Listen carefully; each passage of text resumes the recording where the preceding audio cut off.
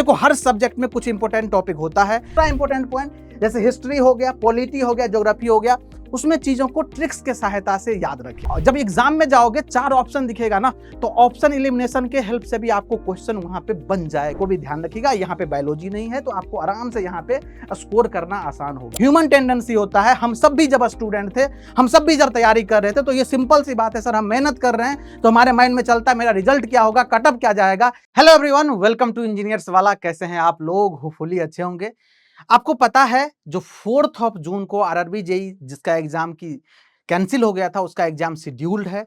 और इस टाइम पे वो जो बच्चे हैं जिसका एग्जाम है वो थोड़ा सा पैनिक सिचुएशन में होंगे, क्योंकि देखो बेटा 10 दिन के बाद आपका एग्जाम है, ऑलमोस्ट 10 दिन ही बचा हुआ है। तो इस टाइम पे जो बच्चे पढ़ाई कर रहे होंगे पहले से सीरियस नोट पे, उसको भी थोड़ा सा तो एंजाइटी आ रहा होगा, सर कैसे इस बचे हुए 10 डेज में कैसे क्या करें जिससे कि हम एग्जाम में मैक्सिमम स्कोर करें और हम अपने आप को सिलेक्ट करवा पाए। और वैसे बच्चे जो लास्ट में भी अगर आपने तैयारी करा होगा, अपना 100% एफर्ट डाला होगा, उसके मन में भी थोड़ा सा एंजाइटी आ रहा होगा। तो इस बचे हुए दिन में क्या चीजें आपको करना है, क्या क्या चीजें आप करोगे और क्या क्या चीजें नहीं करोगे, this is also very important.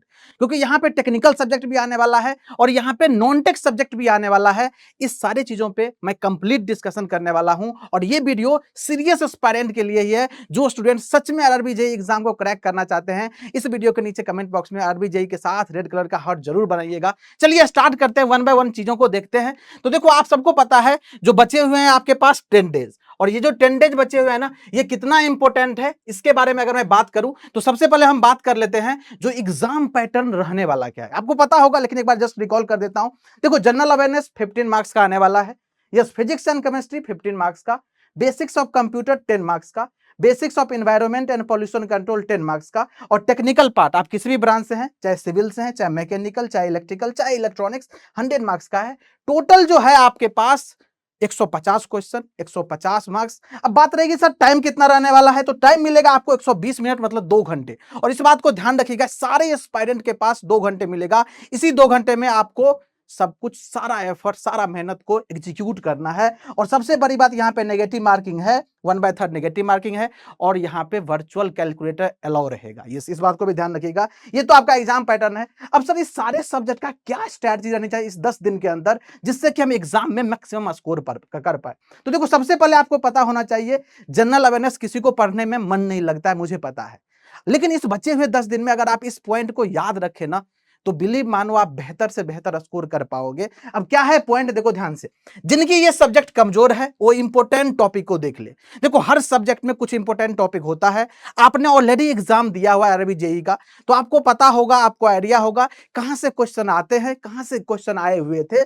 तो जो जो इंपॉर्टेंट टॉपिक आपने मार्क करा है, आपने जहां पे पढ़ाई की होगी, आपको फैकल्टी मार्क कराए होंगे, उन सारे टॉपिक को इस आने वाले दिनों में अच्छे से रिवीजन कर ले। दूसरा इंपॉर्टेंट पॉइंट जैसे हिस्ट्री हो गया, पॉलिटी हो गया, ज्योग्राफी हो गया, उसमें चीजों को ट्रिक्स के सहायता से याद रखें। अगर कोई ट्रिक्स यूज करोगे, चाहे आपको सर बताए हैं, चाहे खुद से आप बना सकते हो, तो जिससे कि चीजें आपको याद रहेगा, क्योंकि एग्जाम दिन तक आपको याद रखना है और एग्जाम में एग्जीक्यूट करके आना है। करंट अफेयर्स में आप मंथली मैगजीन को रिवाइज कर सकते हैं, और इसके लिए आप यूट्यूब का भी सहारा ले सकते हैं। यूट्यूब पे आपको कई सारे लोग, कई सारे फैकल्टी यूट्यूब पे सेशन लिए, हमारे इंजीनियर्स वाला पे भी आपको सेशन मिल जाएगा। तो वहां से भी आप जो भी करंट अफेयर्स वाला पार्ट है उसको रिवीजन कर सकते हैं, और डेफिनेटली रिवीजन करोगे तो एग्जाम में बहुत ज्यादा हेल्पफुल रहने वाला है। अब बात आती है सर दूसरा सेकंड इंपॉर्टेंट सब्जेक्ट क्या है सर, नॉन टेक का 15 मार्क्स का सब्जेक्ट है फिजिक्स एंड केमिस्ट्री। और यहां से डैम श्योर है, मैं तो बोलूंगा यहां से सारे ही बच्चे 10 से ज्यादा ही स्कोर करके आएंगे, और आपने किया भी था क्योंकि आपने पेपर देके आए हो ऑलरेडी, आपने यहां से अच्छा करके आया है।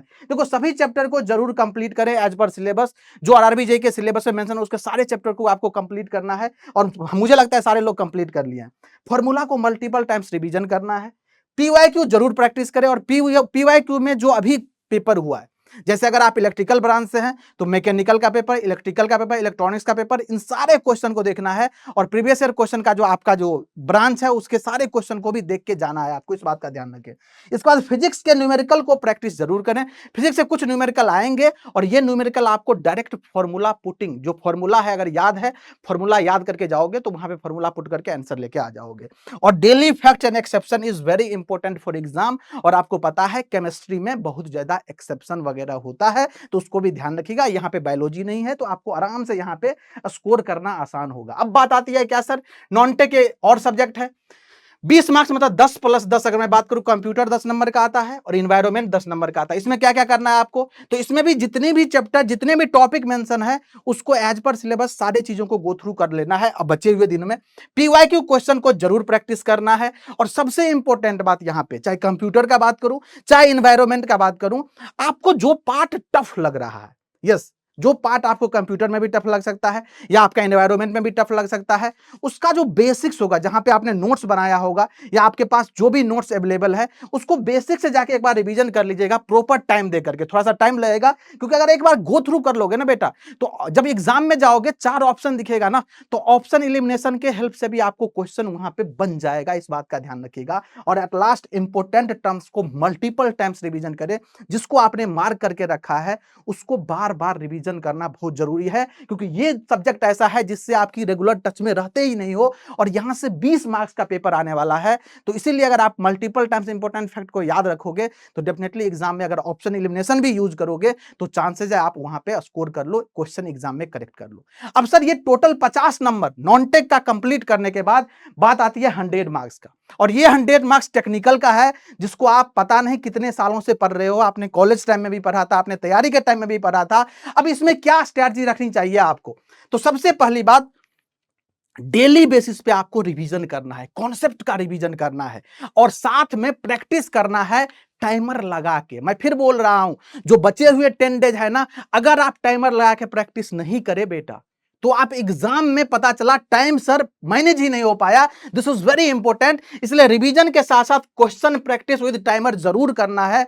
और मुझे लगता है आप लोग अगर पहले से कर रहे हैं तो इस वीडियो के नीचे में कमेंट करके जरूर बताइएगा। इसके बाद प्रीवियस ईयर क्वेश्चन को जरूर सोल्व करें, और प्रीवियस ईयर क्वेश्चन में इंक्लूडिंग उस पेपर को भी करना है जो कि आपने अभी दे करके आए हो, जिसका पेपर कैंसिल हो गया था, उसको भी इंक्लूड करना है, उसको भी प्रैक्टिस कर लेना है, उसके कॉन्सेप्ट को भी रिवाइज कर लेना है, क्योंकि ये सारी चीजें भी आपको काम आने वाला है। इसके बाद ज्यादा से ज्यादा मॉक टेस्ट लगाएं। अभी जो बचे हुए दिन है, मैं बोलूंगा जैसे 10 दिन बचा है, तो लगभग 5 से 6 दिन तक आप डेली एक एक मॉक जरूर लगाएं।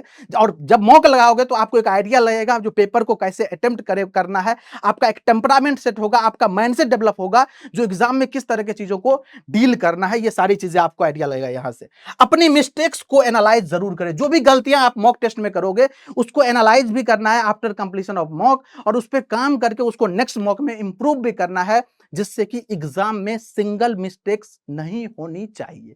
इसके बाद वीक पार्ट को आइडेंटिफाई होने पे फिर से रिवीजन करें। अगर मॉक टेस्ट दे रहे हो, आपको लग रहा है किसी टॉपिक से क्वेश्चन नहीं बन रहे, किसी कॉन्सेप्ट में लैग कर रहे हो, कोई कैलकुलेशन मिस्टेक हो रहा है, किसी सब्जेक्ट में कॉन्सेप्ट मिस्टेक हो रहा है, तो उसको जो आपके पास नोट्स है या शॉर्ट नोट्स है उससे जा करके बेसिक से रिवीजन कर लें, जिससे कि एग्जाम आते आते, एग्जाम में जाते वक्त आपको सारे कॉन्सेप्ट आसानी से याद हो जाए और एग्जाम में बेहतर तरीके से अप्लाई कर पाओ। अभी जो पेपर हुआ था उसके लिए उसके सभी क्वेश्चन के कॉन्सेप्ट को देख कर जाएं। यस, अभी जो पेपर हुआ है जिसमें आपने भी पेपर दिया था, उन सारे कॉन्सेप्ट को अच्छे से रिवीजन कर ले, सारे क्वेश्चन को रिवीजन कर ले, क्योंकि वहां से देखना बहुत सारी चीजें आपको एज इट इज देखने को मिलेगा। यस, बहुत सारे कॉन्सेप्ट आपको ऐसे ही सिंप्लीफाई वे में देखने को मिलेगा। तो ये आपके लिए एक बहुत बड़ा हिंट है, इस बात को भी ध्यान रखिएगा। और आपको अपने आप पे बिलीव भी रखना है, दिस इज वेरी इंपॉर्टेंट, क्योंकि आपने मेहनत करा है, आप एग्जाम में मचा के आओगे बेटा। अब बात आती है, सर ये सारी बातें तो करना है, आपने सब्जेक्ट वाइज बता दिया, लेकिन क्या नहीं करना है। देखो मैं इस बात को समझ रहा हूं, आप अभी पढ़ाई कर रहे हो ना, तो पढ़ाई जैसे ही करते हो ना, 1 घंटा आधे घंटा होता है ना, आपके मन में चल रहा है सर मेरा रिजल्ट होगा क्या, मेरा इस बार स्कोर तो 90 था सर, 95 था सर, 100 प्लस था सर, लेकिन पता नहीं इस बार क्या होगा, इस बार मैं कट ऑफ पार कर पाऊंगा कि नहीं, पता नहीं इस बार भी एग्जाम किस तरीके से आरआरबी लेगा। मतलब आपके मन में कई सारे द्वंद्व चल रहे हैं। मैं बोलूंगा इस सारी चीजों को, इसी को बोला जाता है ओवर थिंकिंग। आपको ये सारी चीजें नहीं करना है, और जैसे ही आप इन सारी चीजों के जाल में फंसते हो ना, तो आप मोबाइल उठाते हो और रील स्क्रॉल करना स्टार्ट करते हो। और मुझे लगता है इस वीडियो को अगर आप देख रहे हो तो इसी सिचुएशन में जब आपको पढ़ने में मन नहीं लगा होगा, तो हो सकता है इस वीडियो पे आप आ गए होंगे। तो इस वीडियो को कंप्लीटली देखने के बाद आपको ये सारी गलती बचे हुए दिन में नहीं करना है। देखो, एंडलेस स्क्रॉलिंग नहीं करें। आप जो मोबाइल में स्क्रॉलिंग करते हो, इंस्टाग्राम, यूट्यूब, ये सब चीजें अभी छोड़ दीजिए, क्योंकि अगर सुकून से रहोगे ना बेटा, तो आप जो पढ़े हो ना, आपके माइंड में प्रोसेसिंग होगा, कहीं ना कहीं ये डेटा आपके माइंड में स्टोर होगा, और ये सारी चीजें एग्जाम में आपको काम आने वाला है। इसके बाद कोई न्यू टॉपिक इस टाइम पे नहीं पढ़े, कुछ भी टॉपिक हो, चाहे वो आपका सिलेबस का हो चाहे सिलेबस से बाहर हो, कोई भी न्यू टॉपिक को अभी डिस्कस ना करे, कोई भी नया चीज अभी ना पढ़े, चाहे न्यूज़पेपर का हो जाए कोई भी टॉपिक हो। मैं बोलूंगा इस 10 दिन में सारी चीजों को होल्ड कर दो, नया चीज कुछ भी आपको यहाँ पे पढ़ने की नीड नहीं है। ओवर थिंकिंग और ओवर प्लानिंग से बचें, कुछ भी ओवर थिंकिंग नहीं करना है। देखो मैं फिर बोल रहा हूं, ये नहीं करना है, आपके मन में अपने आप ओवर थिंकिंग स्टार्ट हो जाएगा, लेकिन आपको इस चीज से बचना है। जितना बचोगे उतना ज्यादा एग्जाम में आउटपुट पे फर्क पड़ेगा और ये आउटपुट पॉजिटिव वे में लेके जाएगा, इस बात को ध्यान रखिएगा आपको। इसके बाद फालतू के बातों को, अननेसेसरी बातों को डिस्कस करने से बचे। जैसे आप दोस्तों में, अगर दोस्तों के बीच रहते हो, लाइब्रेरी में पढ़ते हो, तो दोस्तों से डिस्कस होता रहता है, अरे यार आरआरबी ने इस बार ऐसा एग्जाम दे दिया, पता नहीं इस बार कैसा क्वेश्चन सेट होगा, कि कट ऑफ कितना जाएगा, रिजल्ट क्या होगा, कट ऑफ में जो मेरिट बनेगा वो कैसे बनेगा। ये सब चीजें आपके कंट्रोल में नहीं है। इस फालतू चीजों में बहस नहीं करनी है। आपको अपने तैयारी को, जो इतने दिनों से आप कर रहे हैं, उसको समेटने का टाइम है, उसको अच्छे से एग्जीक्यूट करने का टाइम है। आप केवल उस पर ही फोकस कीजिएगा और एट लास्ट कट ऑफ और रिजल्ट के बारे में बिल्कुल भी नहीं सोचना है। ह्यूमन टेंडेंसी होता है, हम सब भी जब स्टूडेंट थे, हम सब भी जब तैयारी कर रहे थे, तो ये सिंपल सी बात है सर, हम मेहनत कर रहे हैं तो हमारे माइंड में चलता है मेरा रिजल्ट क्या होगा, कट ऑफ क्या जाएगा, इन सारी चीजों पर माइंड जाता है। लेकिन आपको ये सब नहीं करना है, थोड़ा अवॉइड करना है इन सारी चीजों को। और एट लास्ट नींद प्रॉपर लें और अपने सेहत का ख्याल रखें। नींद प्रॉपर लेना है, क्योंकि नींद लोगे बेटा तो आप थोड़ा सा रिलैक्स मोड में रहोगे, एंजाइटी कम होगा और डेफिनेटली आप एग्जाम में बेहतर से बेहतर आउटपुट लेके आओगे। ये सारी चीजें हैं जो कि आपको नहीं करना है। This is very important. ये सजेशन था हमारी तरफ से। मुझे उम्मीद है आप सभी लोग बेहतरीन तैयारी कर रहे हैं। इंडियंस वाला की पूरी टीम आपके साथ लग के ऑलरेडी मेहनत कर रही है। सारे वन शॉट सेशन यूट्यूब पे पड़े हुए हैं, अगर आपने नहीं देखा है तो जाकर के देख सकते हैं। आप मेहनत करते रहिए प्रॉपर, डेफिनेटली एग्जाम में मचा के आओगे। मिलते हैं नेक्स्ट सेशन में। Thank you so much. जय हिंद।